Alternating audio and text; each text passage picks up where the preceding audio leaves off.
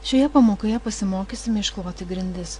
Kiekvienam kambariui kursime skirtingas grindų dangas. Junkime layers ir padarykime grindų sluoksnį aktyvų. Taip pat paslėpkime visus kitus sluoksnius, spauskime Hide All ir įjunkime matomus tik tai grindų bei sienų sluoksnius.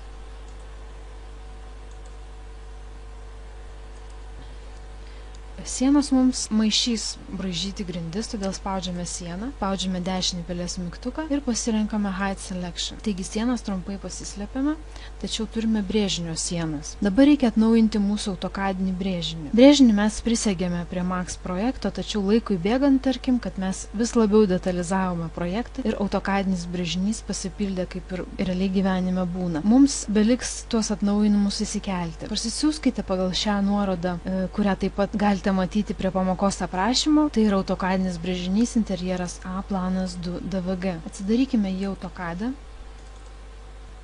Taigi matote, brėžinys pasipildė grindų dangomis ir naujomis baldų parinktimis. Išsaugokime šį projektą kaip mūsų ankstesnį, spaudžiame File Save As ir pavadiname kaip interjeras A planas DVG. Ir nepamirštame 2010 metų versijos ir spaudžiame Save. Do you want to replace it? Sakome taip. Uždarome autokadą. Dabar išsikviečiame Filing Manager, spaudžiam M, References, Filing Manager.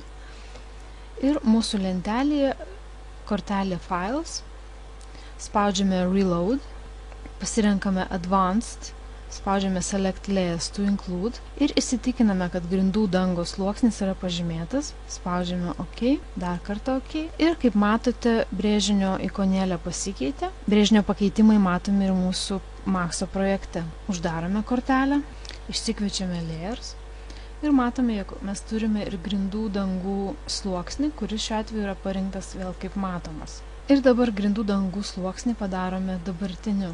Nueikime į Create kortelę Shapes ir pasirinkime įrankį Line.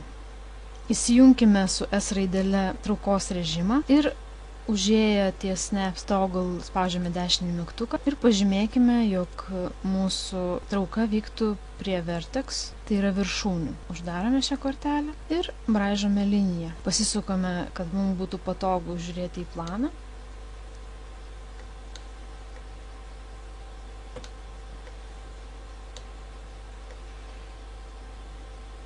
Ir braižome aplinkui mūsų planą. Dabar, kaip matot, jeigu aš spaudžiu pelytę tolyn, vaizdas nėra nešamas žemyn. Ir jeigu aš dabar spausiu pelytės rutuliuką, tam, kad panešiau vaizdą, tai nusimuša linijos braižymas ir linija užbaigiama. Mums taip netinka, spaudžiame Delete. Ir braižysime liniją iš naujo. Vėl braižome liniją.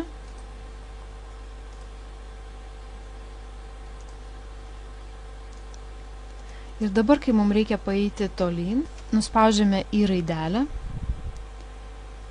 Ir kaip matote, ten, kur nukreipiame, ten vaizdas ir panešamas. Vėl spaudžiame kitą kampą. Dabar į šitą pusę nuspaudžiame į raidelę. Pasirenkame kitą kampą ir užbaigiame liniją. Close Spline mūsų klausia, ar uždaryti liniją, mes sakome taip, paversti tai uždarą liniją. Taigi sukūrėme vienas grindis ir būtinai pervadiname mūsų objektą į grindys vonios. Taip pat nusibraižome visas kitas grindis. Taigi sukūrėme visas grindis. Galime pasitikrinti iš sąrašo. Spaudžiame Display Shapes, išjungiame geometriją.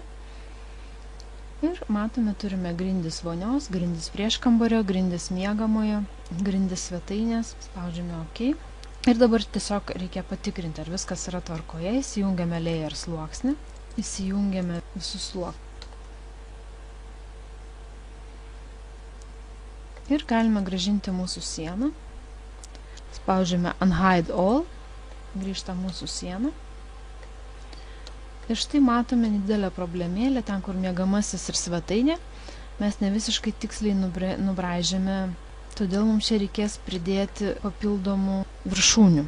Sienas vėl padarykime nematomas, spaudžiame Hide Selection, taip pat galime paslėpti ir duris, išjungiame durų sluoksnį,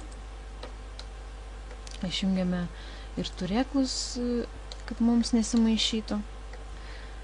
Ir matome, kuriuose vietose mes turime pridėti viršūnių. Spaudžiame mūsų miegamojo grindis, nueiname į Modify, pasirenkame Vertex lygmenį ir susirandame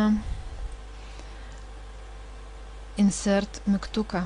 Spaudžiame Insert, spaudžiame pelytę, dar kartą spaustelėkime pelytę, kitoje vietoje, netoli lango, maždaug čia ir Escape. Taigi mes pridėjome vertexų ir dabar juos reikia šiek tiek pastumdyti. Atspaudžiame įrankį, dar kartą pelytės dešiniuoju mygtuku paspaudžiame, tada pažymime vertexą.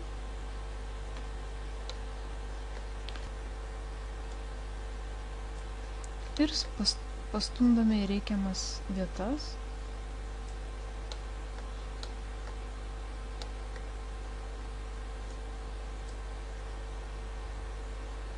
Na štai, turime nubraižytas grindis. Dabar belieka taip pat sutvarkyti ir svetainės grindis. Tai padarykite savarankiškai. Na štai, sutvarkėme ir svetainės grindis.